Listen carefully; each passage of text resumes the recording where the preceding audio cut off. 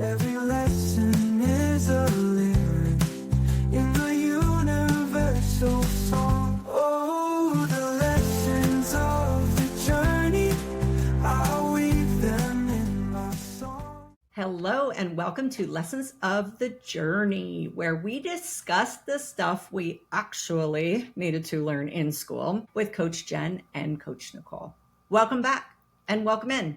Today we're kicking off a brand new 4-part series all about the 4 Agreements. Jen is very happy. Yay. By Don Miguel Ruiz. So whether this book is an old favorite or something brand new to you, what we're doing in this series goes beyond the page. We're not just talking about the agreements. We're taking them off the bookshelf and into real life. Each week, we'll focus on one agreement, breaking it down into the everyday moments where it actually shows up. From the way we speak to ourselves to how we handle hard conversations, do the hard conversations, to those quiet moments where we're choosing between reacting or responding. These teachings have so much to offer.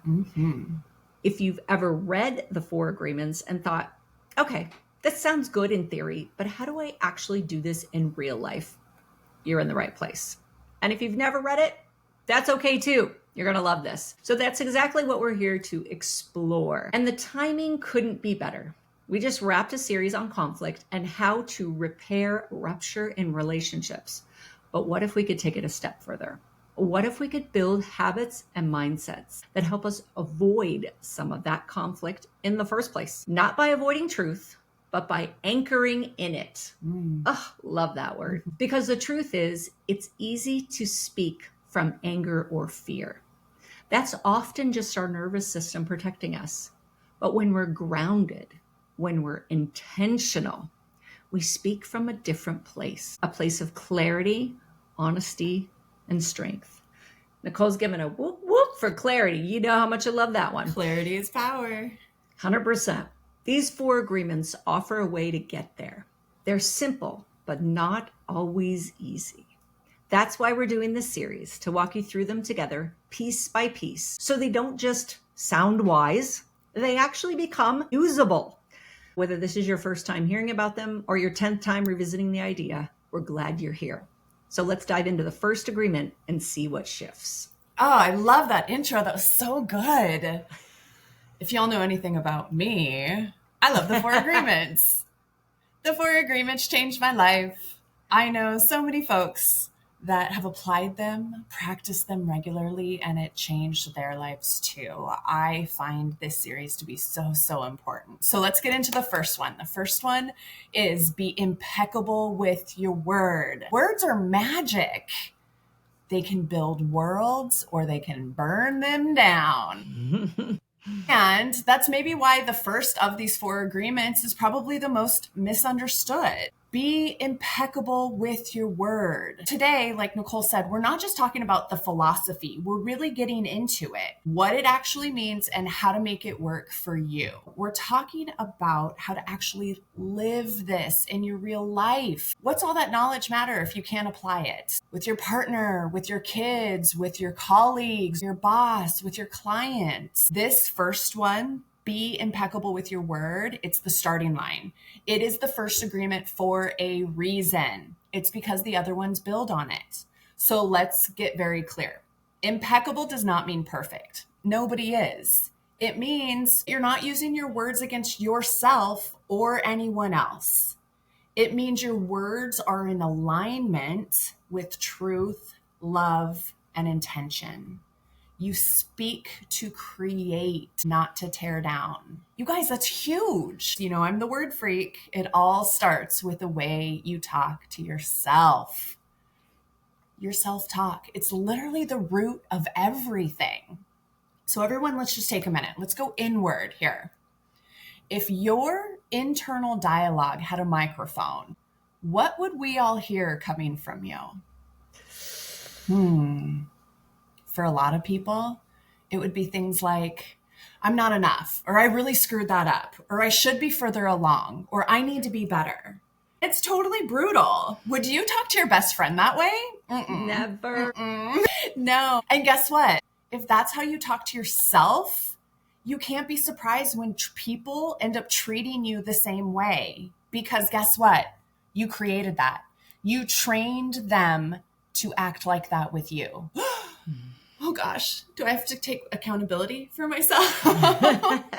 This is wild. It's also where our productivity gets crushed.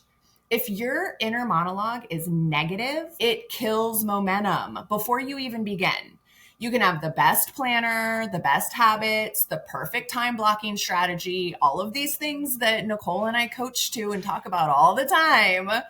But if the voice in your head is saying, you're not good enough to do this, you're starting the race with a flat tire, it's not going to work. So remember that your self-talk, it's either rocket fuel or a straight up down in the mud. And here's the wild part, you guys. Most of us don't even realize how much of our daily energy gets drained just by fighting our own internal bullshit. Yeah. So if you want to start being impeccable with your word, you start on your insides. You start with you. Are you talking about accountability? Oh, so much. We love accountability, but we also hate it. Can we have a love-hate relationship with something? All the time. Yeah. Okay. So true. So the very first step to being impeccable with your word starts not with how you speak to others, but with how you speak to yourself, that inner voice. It shapes the way you move through the world. You asked a great question. I don't ever want anyone to hear the kind of things that I say to myself. We are so mean to ourselves. I don't want that out in the world. Yeah. Because I guarantee you the way we speak to ourselves is not how anybody out in the world sees us. So true. Yeah, we're nasty. Ooh, yeah, we're pretty bad. And we want to be very clear. This isn't about pretending everything's fine or forcing the fake positivity. It's about not turning yourself into the target. It's about choosing to stop being your own harshest critic. Oh my gosh, what if we could be our best cheerleaders? But I'm so good at the other thing, though. Ain't that the truth? Well, if we start to speak with ourselves with the same care and respect that we'd offer someone we loved, instead of saying, I'm such a screw up, say, I'm learning through this. And by the way, as I go through a couple of these examples, remember, it's okay if you start by saying, I'm such a screw up, and then you go, oh, wait, nope, I'm not saying that anymore. Yeah, we learned about neuroplasticity. If we're used to the way that we've always done things, our brain is just wired that way. We know, though, that with the intention, we can change that. The more we practice, the easier that second thought to come along is. So true. This is what we're not going to do. We're not going to say, oh, I'm such a screw up. Oh, I messed that one up too because I didn't get it right and didn't say it. If your brain goes, I'm such a screw up, go, no, you know what? I'm going to be nice to myself. And then come up with something else, something like, I'm learning through this. Mm-hmm. I'm learning and becoming better. That's so much more positive. Yes, it's okay. You're in practice mode. Mm-hmm. You know, you teach a child something, you don't expect them to learn it immediately. Give yourself a break instead of, I'll never figure this out. Ooh, that never. That's not never good. And always. Yeah, we talked about those so much. Try this instead. This is new, but I am figuring it out. I'm always behind in my day. I'm never caught up. Yeah. I'm making progress step by step. Yes. It automatically just gives you more power, doesn't it? It really does. Okay. It sounds simple, but these tiny shifts change your identity in real time. You go from defeated to in motion. Mm-hmm. And I know you can feel it just saying it, just hearing it. You go, oh, wow, that just makes such a difference. It's so empowering. So empowering. And the more you practice this, the more your brain starts to believe it. Mm-hmm. Your words don't just describe your reality, they shape it. So be intentional. Talk to yourself the way you would to someone you're meant to care for, because that's where real change begins, with the words you choose and the tone you set inside your mind. We create our reality. Oh, it's on us. So much responsibility in this one. Yeah. Who knew be impeccable with your word meant take responsibility? It's so wild that it's a beautiful thing to think that, oh, with the words that I use, change your words, change your world. I say that all the time. That we're actually creating our experience. And that is both exhilarating and terrifying. Terrifying. That's what I was thinking too. Terrifying. Can you say that again? Our words create our reality. Yeah, we're living in it. We've done it. If you do not love what is happening in your life right now, take some interest in what you are putting out there via your language. It is so true. All right, let's bring this into real life, because understanding the idea of being impeccable with your word is one thing. Living it, especially when emotions are running high and your buttons are being pushed, that's where it really gets tested. So let's start with romantic relationships, because this is where things get real fast. The closer we are to someone, the more impact our words have. They can build connection or create distance. And being impeccable with your word, it's one of the key things that either strengthens emotional safety or slowly erodes it. We got into this with the Gottmans. We know this data-driven. Science told us this, you guys. Yep, this. So let's walk through a real life scenario. Say your partner forgets your birthday or misses something that really matters to you. Your gut reaction might be something like, you don't care about me. You always forget the important stuff. And honestly, most of us have said something like that in the heat of the moment. But here's the truth. That kind of reaction usually comes from hurt more than from fact. And while snapping back might feel satisfying for a second, it often creates distance. It turns your pain into blame. This is a harsh reality when you actually say, wow, snapping back does kind of feel satisfying for a second. I got you. I don't even like admitting that though, because it feels kind of nasty, but it's true. I mean, when you're mad, you're just like, bam, right back at you. Yeah. We're so hurt. You hurt me, so I'm going to hurt you. It doesn't even matter what comes out. And instead of dealing with it in a way that's more productive, turns your pain into blame. Yeah. Now, imagine rewinding that moment and responding with more intention. And again, if you don't get it right the first time, you can say to your partner, hey, can I rewind that and have a redo? Yes, redos. We love Can I redos. redo that, please? Because you may not get it right the first time. So what if you said, it really hurt that my birthday wasn't acknowledged. I get that it might not seem like a big deal to you, but it matters to me. I want to feel seen and valued. That I just got chicken skin. That sounds so vulnerable and so true. It is all about how I'm feeling right now. And I want you to understand this. You care about me. I know you do. This is what's going on with me. Yeah. And feeling seen and valued, that's a hit to my heart, because that's one of my primary things is I have to be seen and I have to be valued. If I'm not, and that's what you want. You want to be seen and valued. So expressing what you want.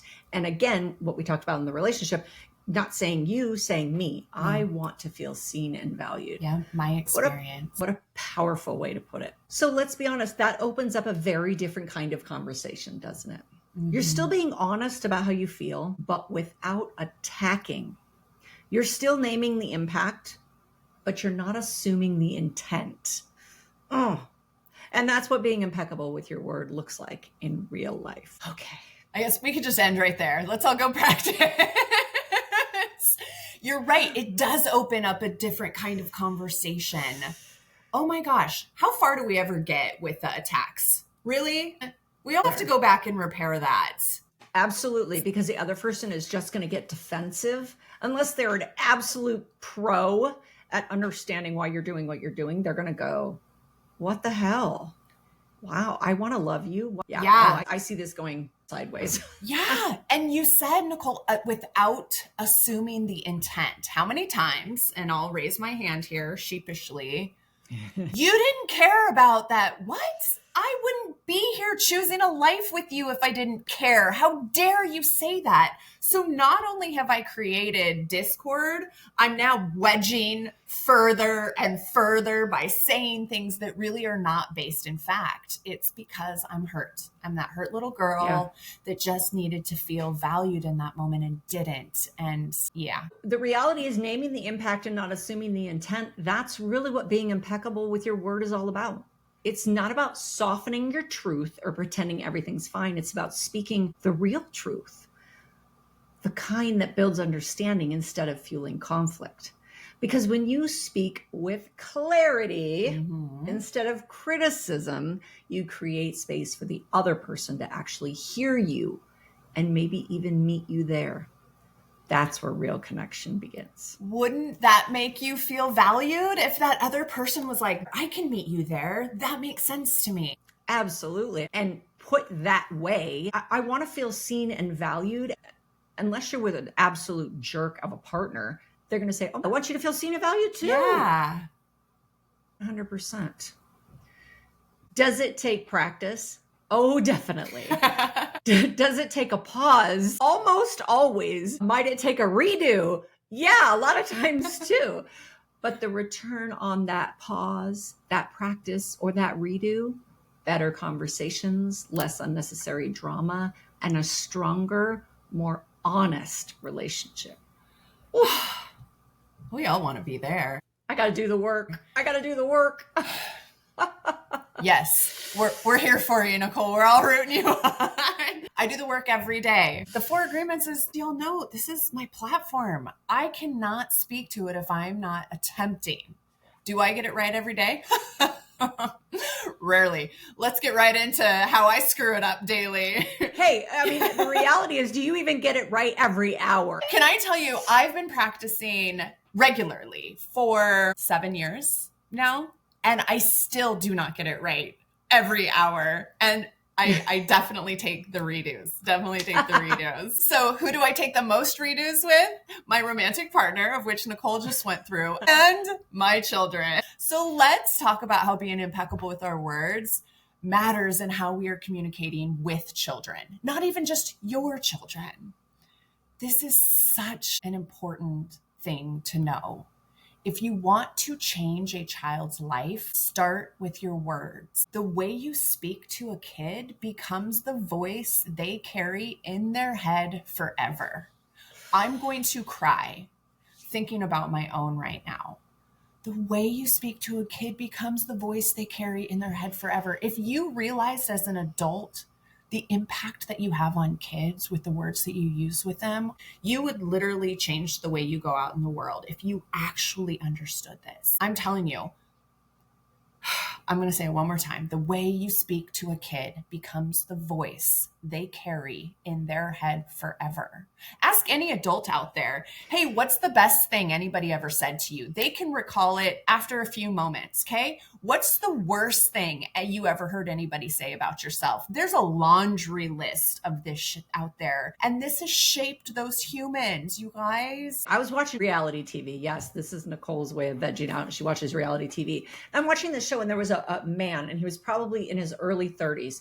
And he said, I have a very good self-image because I was raised with 2 sisters and my mother, and they always talked to me in such a great way. They always told me that I was important and special and loved. And in watching him on the show, he's a very down-to-earth guy.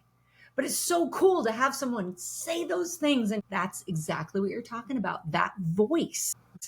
Yeah. Your words become the child's inner soundtrack. It's what they hear on repeat, especially when they're questioning themselves. So when you say things like, you're so messy, or you never listen, over and over, guess what? They start to believe it. They believe that they are messy and there's nothing they can do about it. They believe that they cannot actually listen and that there's something wrong with them. And now it's not just something they did, it's who they think they are. Do we see the difference there? It's not the thing. It's their essence. That's what they're carrying with them when you use language like this. But when you can change that language and say things like, hey, I've been noticing this space needs a little more care. Or, hey, can we work on listening with more focus? You're giving them a type of language to grow into. And you can even hear the positive of that. Care. This space needs more care. Can we listen with focus? This gives them the ideas of the things that we want them to work on. So you are inviting them to meet a higher standard. You are not shaming them for simply being humans who don't know. This is important. Being impeccable with your word does not mean you never discipline. It doesn't mean you become a doormat parent. It does mean you correct the behavior while protecting the person. Remember, you're not labeling them, you are leading them. Oh, this is so powerful. Okay, real world. Try this instead of snapping. Because how many times have I walked into markers on the wall or broken this, or instead of snapping, which is my go-to, you broke this again? What's wrong with you? I've never said that to my kids, by the way. Let's take a pause in this and go, okay, this isn't okay. This thing, not you, this thing is not okay. I know we can do better. Let's clean it up and talk about what we could maybe do differently next time. That, my friends, it is not a weakness. That is leadership. That is what children are looking for from adults. That is how you raise kids who own their actions without shrinking into shame. And do we run into adults like this all of the time who we just wish would own their actions? Guess what? It starts this young. So here's the truth. As a parent, you don't have to be perfect. None of us are. It doesn't exist. And guaranteed daily, you will lose your cool because we all do. What matters is how quickly we can come back and clean it up. We get to model what that repair looks like. And that's just as powerful as getting it right the first time. It is just as powerful as getting it right the first time. So even if you're not a parent, please understand this is not just for parents. This is for anybody who has child interactions. If there are kids in your world, nieces, nephews, grandchildren, students, clients, please know that you have influence. There is power here. And the way you speak to them can either plant fear or it can plant confidence. So what's the bottom line? Kids are always listening. Please speak to the version of them that you want to help build. This is so important. Just yesterday, I had this tea mug. I'm always trying to find giant tea mugs. By the way, listeners, if you can find giant tea mugs, and I'm talking about, I would love a 40-ounce giant. Yeah, I'm the same with big, coffee. Really big. I go to these pottery events and nobody has them. Anyway, I broke one that I had for 20 years. And yesterday, my granddaughter, the 3-year-old, broke the one I had found to replace it. And she gets so devastated when she breaks something. She falls apart. You have to be really cautious with her. It's very interesting. The next time she saw me, I was putting my puzzle together and she came and sat with me. She had some of the puzzle pieces and they came apart. She goes, sometimes things break. She goes, Gigi, you remember I broke your mug? And I said, you did, honey. I said, but that's okay. Gigi's not going to get mad at you for breaking things because things break sometimes.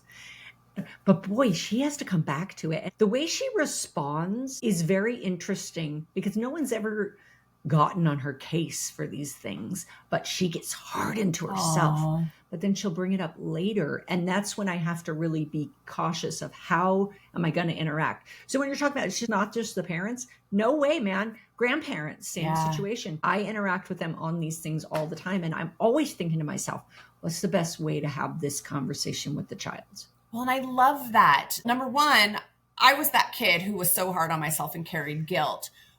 But what's different is she comes back and acknowledges it with so much health around the idea. And it wasn't, I break things all the time. It was things break sometimes. Mm-hmm. And do you see the difference, the disconnect between, me, I do this all the time. I'm regularly a screw up. That which is the way I lived. Or yeah, you know what? I'm going to come back to this matter. I'm going to repair it with Gigi because that relationship with Gigi matters to me. And it's the thing that happens sometimes. We've all done it. I think that is such a beautiful thing. We can all learn from your granddaughter. On a side note, my husband broke something we've had for over 30 years. Oh, no. And 3 hours before that. And I broke something that day. So it was just the day. It was for the day. Stuff. When somebody has an experience, I think there's a compassion level we have to come to the table with, and especially with children. So I think you're totally right on that. So let's talk about the workplace. Whether you're leading a company or just starting your first job, your words carry weight. They either build trust or they slowly erode it. And there's really no neutral ground. Ooh, ouch. I know. I want to be neutral. Doesn't really work that way. A lot of people assume that being impeccable with your word at work just means being professional or polite, but it goes deeper than that. It's about clarity. Ooh, that word today. I know. So much clarity. And it's about tone, because one sentence, just one, can either open a door or slam it shut. Picture this. Someone on your team missed a deadline. You're frustrated. Things are moving fast, and you want to say, you're always behind, you're holding us back. That's reactive. It's language driven by emotion, and it shuts the conversation and the person down. I've always thought to myself at work, why would I say anything to someone else that I wouldn't want said to me? Right. That's just an important thing. So let's contrast that with, hey, I noticed this didn't get done. Can we talk about what got in the way? I want to find a way to keep things on track. That feels win-win. That feels like you're there to help. Same situation, completely different energy. Yeah. One sparks shame and defensiveness, and the other invites responsibility and collaboration. And being impeccable with your word isn't just about how you speak to others. It's also about how you speak up for yourself. Let's say you're the one overwhelmed. You could say, I can't do this. This is too much, and spiral into burnout. Or you could say, I want to do my best work. Can we revisit priorities so I can focus where it matters most? That sounds like an amazing boundary setting phrase. It really does. There's nothing wrong with asking for help. I think for some reason, even in jobs, if I can't do it all, then somehow I don't have value. Yeah, we've addressed that. Yeah. That shift, that's the difference between powerlessness and self-leadership. I love that term, self-leadership. Yeah. You mean I'm leading myself in what I'm saying? There's my aha. Geez. At the core, it comes down to this. Reacting is when your words are driven by emotion. Responding is when your words are guided by clarity and intention. I love that. That is powerful. Yeah. Being impeccable means you don't hand the mic to your stress, your ego, or your fear. You stay in the driver's seat. That's such an interesting concept, but I really like the visual of the handing the mic to your stress or your ego or your fear, because I can think of so many times in my life where I let fear guide me, my language, my choices, and I just love the visual of the handing the mic. There you go, you do it for me. I don't know what else to do. Wow. Yeah, and I probably hand it more to my ego. And I think what it is the little Nicole needing to be seen. And if I'm not seen, then I have to shout and be loud, and that ego has to get strong. And that's an interesting space. I was having a conversation with my daughter-in-law about she's finding her voice, and I'm finding the settling of my voice, because I yell from the rooftops and she doesn't speak up for herself. We have to find this space of balance. And isn't it interesting that in both polar opposite examples, maybe the fix is how we are using our language?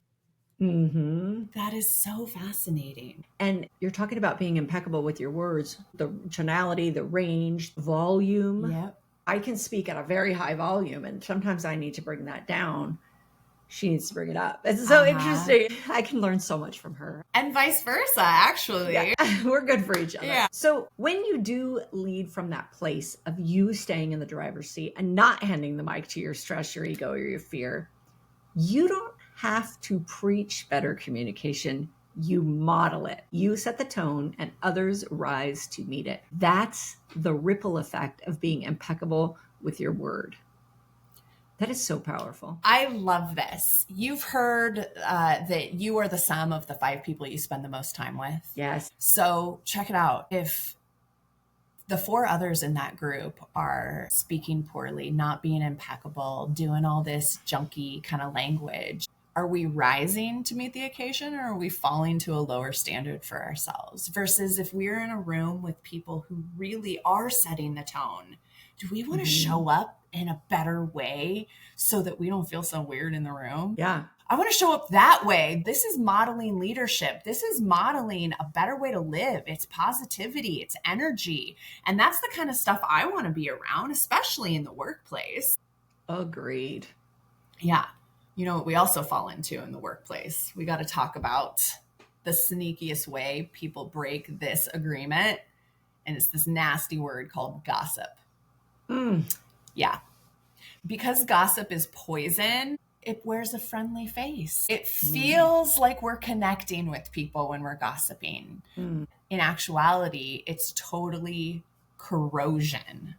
It's one of the fastest ways to leak your power. You think you're just venting or keeping it real. I'm just being my authentic self. But really, what you're doing is you're training people not to trust you. Did you know that when you're in a group gossiping, you are training people not to trust you? I think if you're talking about someone else like that, what are you saying about me when I'm not around? Yes. I very much listen to the people talk about other people, because guess who's real quiet in that room? I'm not trying to get involved. Here's the kicker, y'all. Most gossip is rooted in truth. That's what makes it really tricky. You're not making something up, but you are using your words to chip away at someone else's character behind their back with no solution in sight. And that's not honesty. That's just really sloppy verbal energy. You're creating something that doesn't really need to exist. Also, the other person's not there to defend themselves. Not cool. Same goes for venting. Now, there's a difference between processing your feelings and dumping them all over someone like verbal vomit. There's a difference. We all need to get things off of our chest. Absolutely. But if your go-to method is talking trash about people, that is not emotional release. It's actually avoidance. You're avoiding the accountability of using your words in a powerful way. You're giving it all away. So being impeccable doesn't mean you bottle it all up and pretend everything's fine. Just like in every other example, we're not in the habit of pushing it down because our words have power. What it means is you take your feelings to the right place. You can journal it. You can talk to a coach or a therapist. You can take a walk and say it out loud in the wind. How many conversations have I had by myself, to myself, with myself, just to get it out and process it and hear it over again? So really, it's whatever helps you clear it without contaminating your circle. And all of these relationships that we're talking about is your circle: romantic, children, office, friend group. Don't be the one. Our words have power. Just say this: I'm frustrated right now. I'm working through it. I want to get clear before I say something I can't take back. Oh, what? I tell you, I have been in very few conversations with somebody who had the onus to be like, you know what? I'm not in a good spot right now. I need to calm down before I say something that I'm going to regret. Because have we all said something that we've regretted and we wish we could take it back? It's like a proverb: you throw the stone in the river, and although the ripple goes away, the stone is there forever. Those are like words. Please understand that this is not a weak phrase. This is actually being a grown-up. It's leadership, and it's better energy. So even though gossip might give us a short sense of relief, it actually creates long-term consequences. People do remember how you speak when someone's not in the room. And if you are not impeccable with your word, then you're not really trustworthy. I notice those things. I know Nicole does too. It takes awareness. The next time you catch yourself wanting to just slide something in. Let me just say this real quick about someone else. Pause. Ask yourself, is this helpful? Is it healing? Is it necessary? And if none of those things are true, don't say it. You are protecting your power by keeping it inside. You are so right. I pay very close attention. If people are gossipers, I know they're going to end up gossiping to other people about me. And I looked up the definition of gossip. This is interesting because it says casual or unconstrained conversation or reports about other people, typically involving details that are not confirmed as being true. I would challenge that because I've seen people gossip about things that they know are true. There's this phrase that I love. That's not my story to tell. Yeah. Yep. We need to say that way more often. Yep. A friend will tell you something and they haven't said the words, don't tell anyone. And then you go and tell someone else. That's not your story to tell. Mm-mm. I don't understand this at all. Jen and I are trained not to talk about other people because we're coaches and people tell us things that are in confidence. That being said, we all need to hold people's confidences better. Yeah, I'm watching you. All your friends are watching you. If you're sitting there gossiping, they know you're going to gossip about them too. You're not going to be a trusted person. Yeah. And who better to tell the story than the person who the story is about?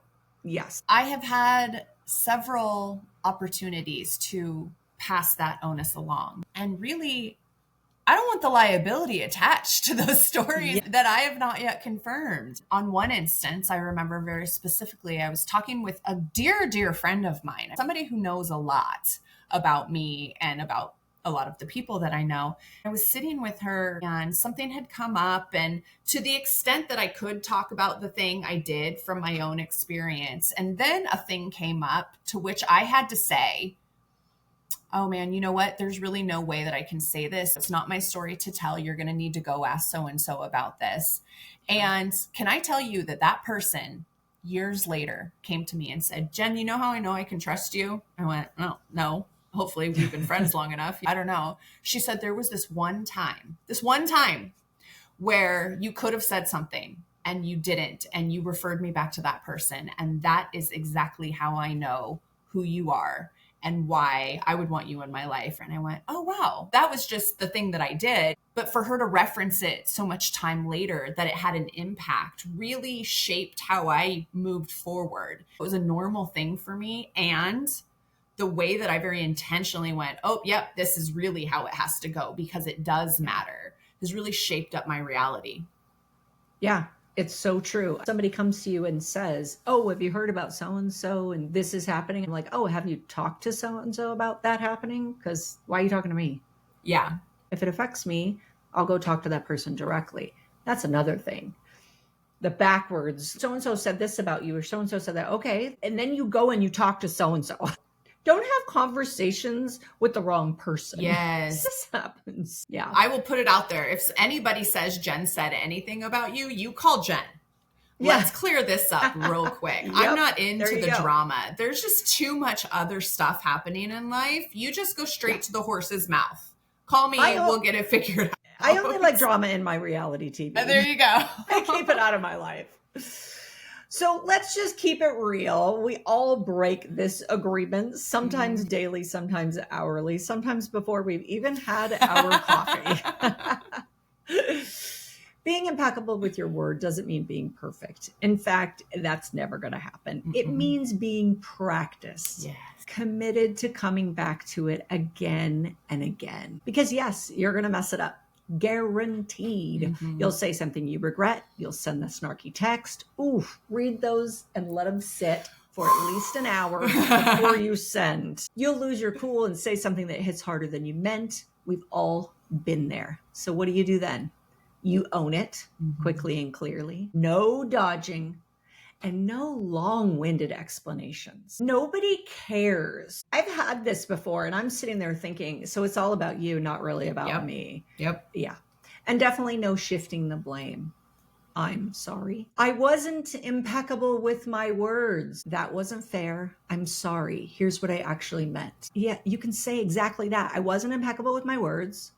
That wasn't fair. I'm sorry. Here's what I actually meant. This makes me excited to say that to my granddaughter, the older one, because she'll say, what does impeccable mean? Yeah. She'll ask me, and we'll look up a definition. Okay, so how many times have we gotten into conflict because somebody recalls the words that we have said and will repeat back to us, well, you said this, and then we respond, well, that's not what I meant. What? Well, what did you mean? What conflict is created right there because we're not saying what we mean. You know, that phrase that we were raised with, say what you mean what you say. It sounds easy. It really does sound easy. And then life creeps in. So the best way is to own it before you're called on it. You know if you messed up. Yeah, you can feel it. You know it. Yeah. That's not what I meant. Then say what you meant. Yeah. How about, I'm sorry, that's not what I meant. I'd like to try that again. That right there, that's repair. Mm-hmm. And here's a surprising truth. Real repair builds more trust than pretending you never messed up at all. Ooh. Yeah. When you own your slip-ups, you show people you're safe, you're human, and you're self-aware. And while we're at it, let's talk about something we don't talk about enough. Self-forgiveness. Oh, teach me. Oh, I don't know. Do I really want to learn about this? Okay, yes, of course I do. It's painful, but I want to do it. Okay. Because you cannot lead your team, support your friends, raise your kids, or grow your relationships if you're still beating yourself up for something you said last week. Yeah. Oh, that's like a knife. Yeah. Yeah, you cannot. So if you got it wrong, acknowledge it, make it right, and let it go. Will you remind us, Nicole, of what you and your husband have? Oh, the pass. Yes. So the pass is, I screwed up. Can I get a pass? And that means that both people are going to completely let it go. I love it. And we agree that the pass means if I ask for a pass and he's still harboring something, he has to bring it up then, and we have to get it worked out. Now, we can still discuss it later, but only from a perspective of positivity moving forward, not for beating ourselves up. Love it. Yeah. I love that. He would always say to me, you're a professional beat yourself up person, because I am. Yeah. I'm so good at it. Yeah. When it comes to things I'm really good at, like beating myself up, I'm a champ. Let me keep going. There are so many things I'm good at. This is one of them. It's been about 8 or 9 years that I've been working on not beating myself up, not berating myself when I make mistakes. And I laugh at this point because I can. Yet that awareness, just being aware of it for that period of time, has made such a difference in how I am to myself. It has loosened up and made me realize I'm just a human. Mm-hmm. So would I beat up anybody else for these things? No, of course not. And I joke, gold medalist, and I'm letting it go. I'm letting that go. Yeah. And we can all let it go. I get it wrong. You get it wrong. So if you get it wrong, acknowledge it, make it right, let it go. Dragging guilt around like punishment doesn't make you more responsible. It just becomes another way you turn your words against yourself. Can I tell you, this right here, this one thing, if they, whoever they were, whoever educated me, would have just posted this in a classroom on a chalkboard, I at least would have had 30 extra years to understand it. I'm one that says I was born with guilt. I don't know where it came from. It's innate. And here's where that language matters. Oh, okay, I'm working on not feeling this way about such and such. Mm-hmm. You know, it really does poison the well. I would say dragging guilt around like punishment doesn't give you a happier life, doesn't give you a more fulfilled life, doesn't serve the people around you. There's so many things you could say about this. Yeah. And what's great about this, if the other person isn't ready to forgive you, that's okay, because that's their process. What matters is that you cleaned up your side of the street. That's integrity. Yeah. You won't get this right all the time. None of us do. You know, you can ask yourself for a do-over. Mm-hmm. Can I do that over? I'm going to do that over. I'm going to be saying that. Tim's going to be looking at me like, why do you keep saying do-over? You're the crazy on the side of the road. You can always return to center. That's where your real power is. Not in being perfect, but in being honest. This is Yeah. all about honesty. And I love that, the correcting yourself in the moment, because that's how we get our brains to rewire. Yep. That is the thing right there that says, today I was this way, and in this exact moment right now, I'm going to rewire something different so that tomorrow I can maybe be a different way, a way that I am choosing to be versus a way that I've been programmed. I'm going to reprogram myself. I love that. I correct myself in the moment in conversation. I think people get really confused. I talk really quick sometimes. So sometimes I'll choose a word that just was more available to my brain than the actual correct word. And I go, let me stop that. I'm going to go find that word that made more sense. And I will say, you know what? That wasn't the right thing. Let me find the new thing. That's how my brain knows better. That's how I went from, and anybody can do this. I went from my first thought being, that was into, oh no, I could do that better. The less judgment, the better creation. When I teach the 4 agreements, I love to offer challenges. So for our listeners, I would love to get you all involved. Let's wrap this thing up with a challenge. Try it. You can listen to me. You could just nod along and move on. But if you actually do this, see how it sticks. See how it changes your life. Here's the mission. Okay. This week, be aware of your words. Sounds simple. Not just the ones you say out loud, but also the ones that are running around in your head all the time. You know those thoughts. It's the inner narrator who always has something to say. And even when we're real proud of ourselves for not saying the thing out loud, we're still teaching our brain to think that way if it's running around. We can put a pause in that thought process. It's all about awareness. When you choose to be aware, when you catch yourself saying something harsh or dramatic or just really unhelpful, you can pause. You can ask yourself, is it true? Is it necessary? Is it empowering?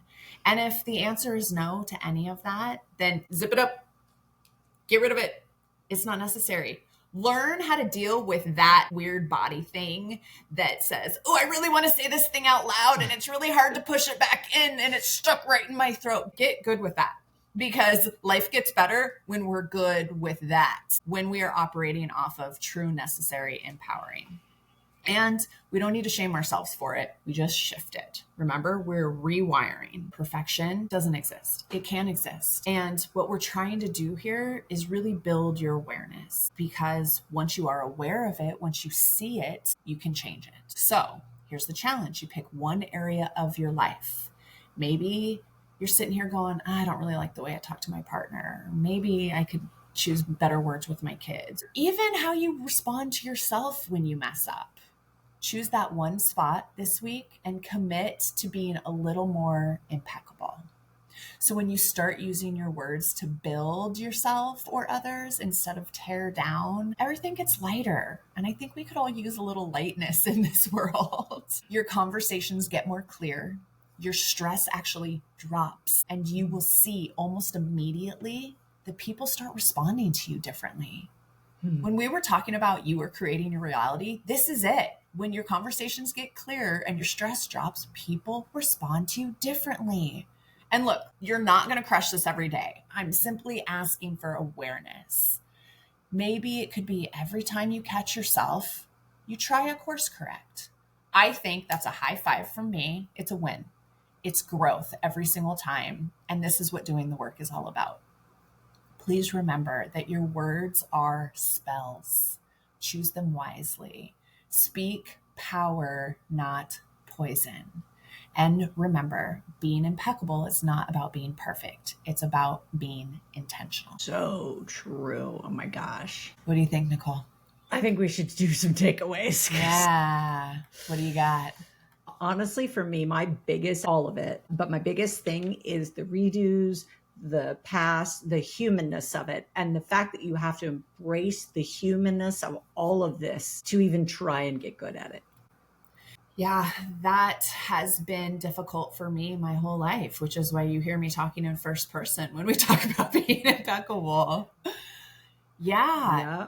Mine is the same. If it's all starting from creation from within, everything that comes out is, I could be doing way better with this. Right. Now, bear in mind, I teach this. I practice it. This is the thing that I'm the most aware of in my life. And I still could do better every single day. See how I chose that could do better every single day instead of, and I still screw it up. See? Yeah.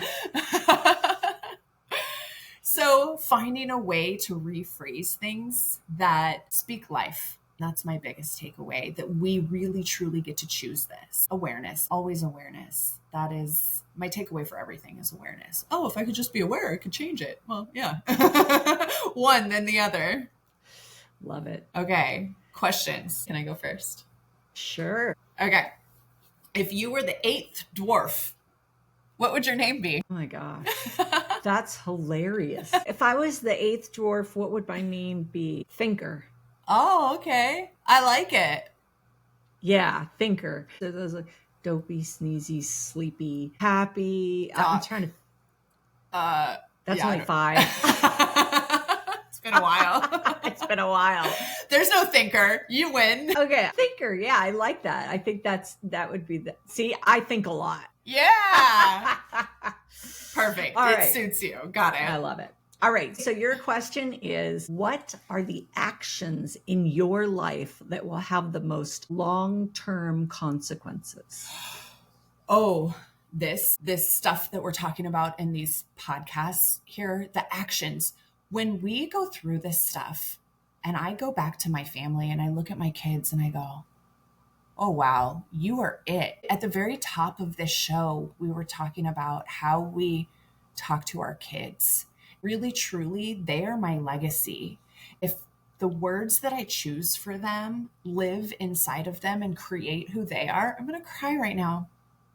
That is going to have the most long-lasting impact on everything. It's going to matter how our relationship looks when they're older. It's going to matter how they treat me and their dad when they're older. It's going to be how they're going to treat their partners in the future, how they act with their friends, the values that we have. It's literally this. I call myself the word freak because it matters so much. And this that we're doing, the words that I'm speaking, will be the one thing that has the greatest impact throughout my life and theirs and beyond. That is so important to me. That was the easiest question you've ever asked.